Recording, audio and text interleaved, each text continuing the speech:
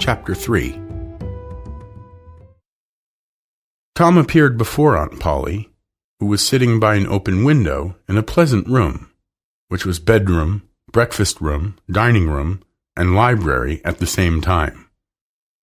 She had thought that, of course, Tom had deserted long ago, and she was surprised to see him again. He said, "May I go and play now, Aunt?" "What, already? How much have you done?" "It's all done, Aunt." "Tom, don't lie to me. I don't like it." "It is all done, Aunt." Aunt Polly went out to see for herself. She could not believe her eyes when she saw the fence painted, and not only painted, the fence had 3 coats of paint on it. She said, "Well, that is a surprise." "You can work when you want to, Tom." And then she added, "But it doesn't happen very often, I have to say." "Well, you may go and play." She was so impressed by Tom's work that she took him into the closet and chose a big, beautiful apple and gave it to him. On the way out, Tom managed to get a donut for good measure. Tom went to the town square, where 2 armies of boys met for a battle. Tom was general of one of these armies, and his best friend, Joe Harper, general of the other. These 2 great commanders did not actually fight. It was better suited to smaller boys, but sat together on the platform and gave orders to their soldiers. Tom's army won a great victory after a long battle. Then the generals counted the dead, exchanged prisoners, and planned the next battle. After that, the armies marched away, and Tom went home alone. On his way home for supper, Tom passed the house where Jeff Thatcher lived. There he saw a new girl in the garden, a lovely little blue-eyed creature with yellow hair and 2 long plaits and a white summer dress. Tom fell in love at first sight. A girl named Amy Lawrence disappeared out of his heart and left not even a memory of herself behind. He had thought he was deeply in love with her. He had been winning her for a month. She had told him about her love to him just a week ago. He had been the happiest and the proudest boy in the world only 7 short days, and here, in a moment, she had gone out of his heart like a stranger. He looked at this new angel until he saw that she had discovered him. Then he pretended he did not know she was there and began to show off by standing on his hands and head in order to win her admiration. Later, he saw that the little girl was going back to the house. Tom came up to the fence, hoping she would stay a little longer. The girl stopped for a second on the steps, and then moved towards the door. Tom was disappointed, but his face changed right away, because she threw a flower to him over the fence a moment before she disappeared. The boy ran around and stopped not far from the flower, and then began to look down street as if he had discovered something interesting in that direction. Then he found a straw and began trying to balance it on his nose. And as he moved from side to side, he came closer and closer to the flower.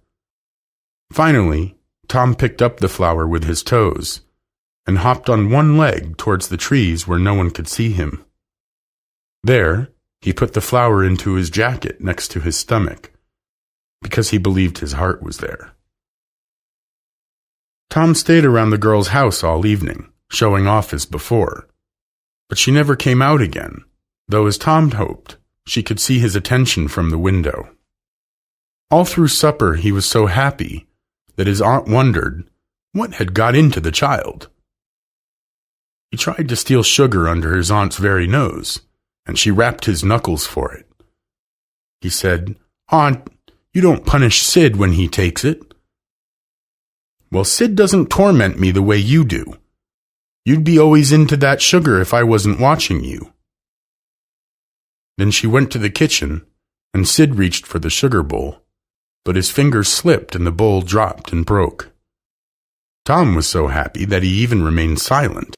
He said to himself that he would not say a word to his aunt, and would sit perfectly still till she asked who broke the sugar bowl, and then he would tell.